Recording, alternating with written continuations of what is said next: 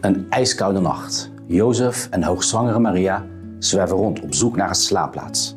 Ze zijn ver van huis vanwege een telling die de Romeinse keizer eist van de Joodse bevolking. Iedereen weigert deze twee vreemdelingen, behalve enkele eenvoudige herders. Maria bevalt van haar kind Jezus in een stal dankzij hun hulp. Maar dan slaat de angst toe wanneer een engel de jonge ouders waarschuwt. Jezus is in groot gevaar. Ze moeten hals over kop vluchten naar Egypte. Jozef, Maria en Jezus doen dit en worden daar als asielzoekers liefdevol ontvangen. Brenton Tarrant, een ijskoude schutter, neemt het leven van 51 biddende moslims in de moskee. Zijn zelfgeschreven manifest staat online, waarin hij zijn daden goed praat door te wijzen op de geboortecijfers van moslims. Hij ziet hen als een bedreiging die zijn land overspoelen. Zijn manifest heet De Grote Vervanging.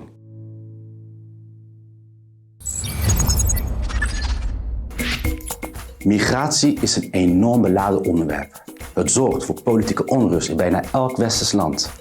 Populisten, complotdenkers, opiniemakers en zelfs leiders buiten het Westen waarschuwen steeds vaker voor een zogenaamde omvolking. Kort gezegd, het oorspronkelijke blanke volk verdwijnt en wordt vervangen door mensen van buiten. 2 op de 3 Fransen en 1 op de 2 Amerikanen noemt dit scenario geloofwaardig. Ik ga je iets verklappen. Het einde van het traditionele Europa lijkt in zicht. Maar dat betekent niet automatisch een omvolking. Maar om dat te begrijpen moet je wel de geschiedenis kennen.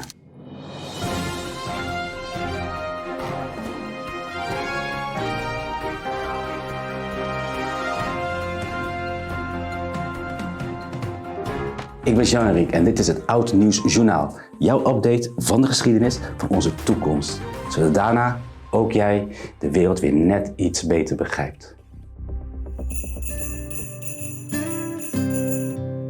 Migratie is net zo oud als de mensheid zelf. Omvolking of simpelweg de angst ervoor kent een even lange geschiedenis. Het zijn de jaren 1830 in de Verenigde Staten. Op dat moment stromen grote aantallen katholieke Ieren het protestants gelovige Amerika binnen.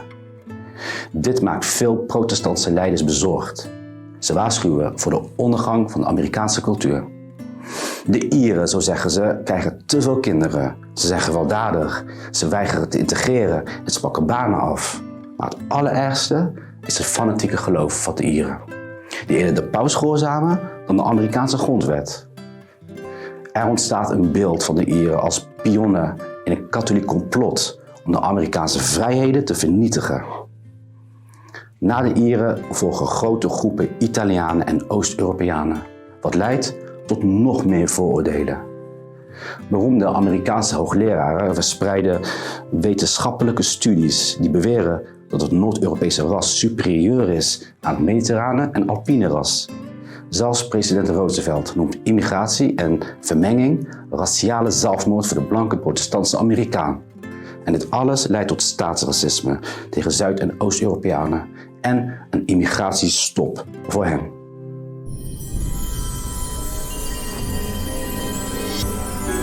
Bijna 100 jaar later kunnen we concluderen dat Amerika geen kolonie van de paus is geworden. Toch is Amerika dé plaats waar de grootste omvolking ooit heeft plaatsgevonden, 400 jaar eerder. Het waren de blanke Europeanen die de oorspronkelijke bevolking vervingen, nadat 90% van hen omkwam door Europese virussen en wapens. Bovendien droegen de Europeanen bij aan de omvolking door zo'n 12 miljoen Afrikanen tot slaaf te maken en daar naartoe te brengen. Le grand remplacement touche toute la France. Et les nuisances de l'immigration touchent toute... Het gaat dan blijkbaar om de term omvolking, waar heel veel linksliberale mensen nachtmerries van krijgen. Maar de heer Philip de Winter, die in dat programma heeft gezeten, die heeft het gewoon uitgelegd. Het is helemaal geen theorie, het is gewoon wat je voor je ogen ziet als je naar sommige wijken gaat. Maar de Europese omvolking van nu heeft een ander karakter. Laten we eens kijken wat de voorstanders van deze omvolking precies bedoelen. In het kort draait het om de angst dat vooral islamitische immigranten Europa zullen domineren, met de steun of de opzet van een linkse elite. Dit klinkt als een complot en volgens sommige boeken is de Europese omvolking dat ook. De Franse schrijver Renaud Camus bundelde al deze verhalen tot een soort bijbel van de omvolkingstheorie en presenteerde dit als Le Grand Remplacement. Dit boek is de inspiratie voor rechtse populisten. En zij beweren dat omvolking geen theorie of complot is, maar de harde realiteit. Maar klopt dat wel?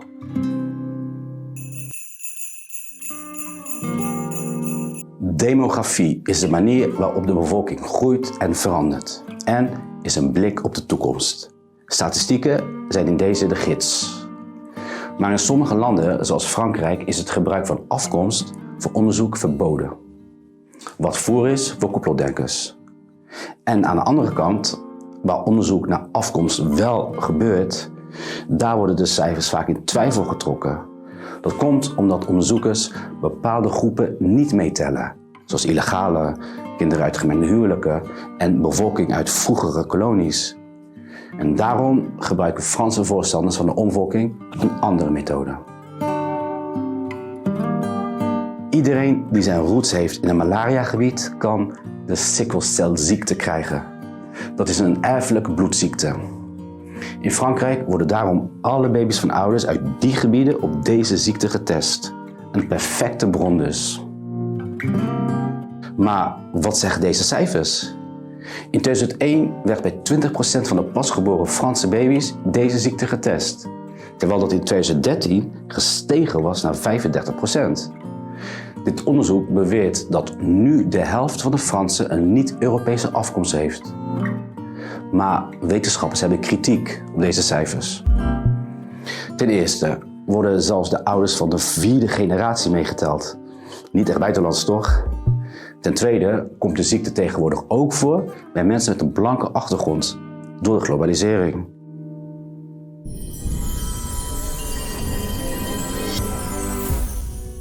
Toch is er één statistiek waar zowel voor- als tegenstanders het over eens zijn: het geboortecijfer. Met andere woorden, het gemiddelde aantal kinderen per vrouw. Het magische getal is 2,1.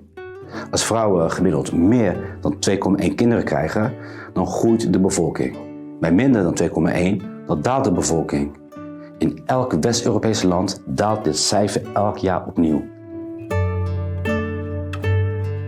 In Nederland hebben we dit jaar zelfs een dieptepunt bereikt: 1,49. Maar wacht even, de Nederlandse bevolking groeit elk jaar. Hoe kan dat? Juist door immigratie. In eenvoudige woorden betekent dit: het aantal blanke Europeanen neemt jaarlijks af, terwijl het aantal mensen met een andere achtergrond juist toeneemt.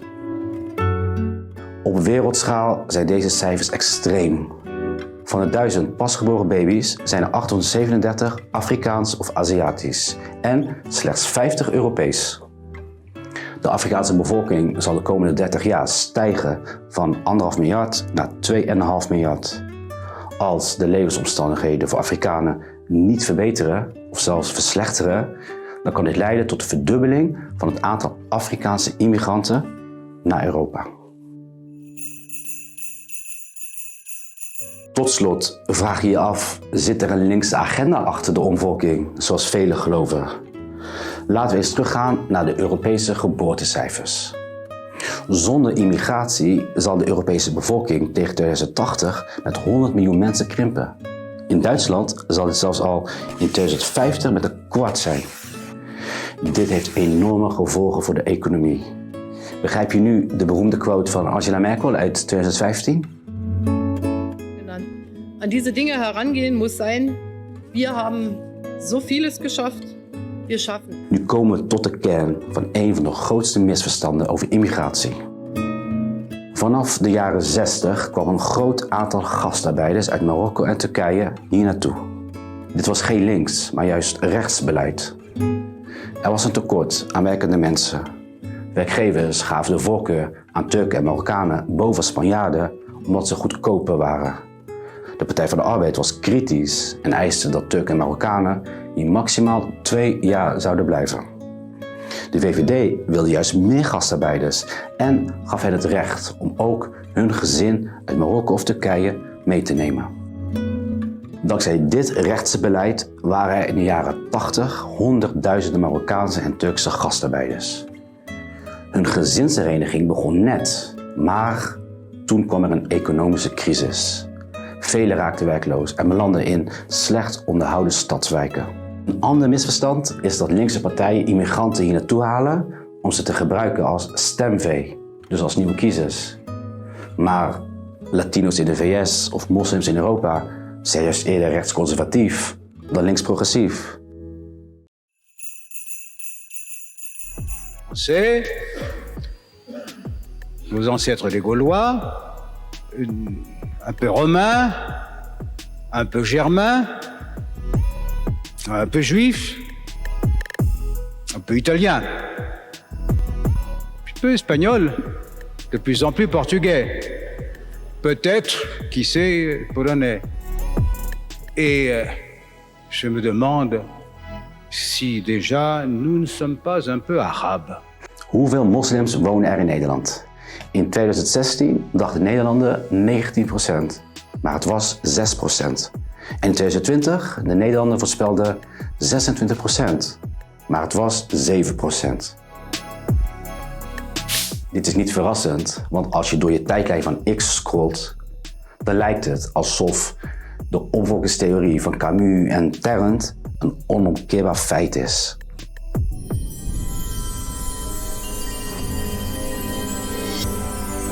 Een cultuur, een bevolking, ze veranderen altijd. Ze hebben altijd invloeden van buitenaf. In die zin kun je zeggen dat Europa een omvolking zal doormaken. Zeker als je het geboortecijfer van de blanke Europeanen vergelijkt met dat uit immigratielanden. Deze cijfers zijn onmiskenbaar. De Europese bevolking zal radicaal veranderen. Uiteindelijk worden de blanken een minderheid en wordt de islam hier steeds belangrijker. Maar is dit de grote vervanging waarin ook Camus en Bertolt Tarrant voor waarschuwen? Nee, want hun doemscenario beweert dat één buitenlandse volk en cultuur de blanke Europeaan zal vervangen. Maar noem een Marokkaan een Turk of een Chinese Suriname en je zult begrijpen dat die ene buitenlandse cultuur niet bestaat en nooit zal bestaan. Zoals ik al zei, een cultuur en bevolking veranderen altijd. Maar dat geldt niet alleen voor de oorspronkelijke blanke Europese cultuur. Dat geldt ook voor de buitenlandse cultuur van de migrant. Uiteindelijk ontstaat er een nieuwe cultuur. Zo is het altijd gegaan. In Frankrijk is het aantal mensen met een gemengde afkomst nu al net zo groot als het aantal migranten. Tot slot, er is geen sprake van een complot door een linkse elite. Europa verandert en zal nog meer veranderen. Maar dit komt door dekolonisatie, weinig geboorte, een tekort aan werkende mensen, goedkope arbeidskrachten, rechtsbeleid, economische crisis, geopolitiek, overbevolking in Afrika, klimaatverandering en nog veel meer. Europa zal niet terugkeren naar het oude, maar dat is geen doemscenario, want dit is een natuurlijk proces van verandering. Het is aan ons om te beslissen hoe dit nieuwe Europa verandert. Kiezen we voor haat en verdeeldheid, zoals we zagen in Christchurch, of omarmen we begrip en empathie, zoals het tijdloze kerstverhaal ons leert. Ik hoop dat dit kerstverhaal niet alleen voor Europa, maar ook voor jouw persoonlijke leven zal gelden. Beste kijker, ik wens jou, waar je ook bevindt, hele fijne kerstdagen. Merry Christmas.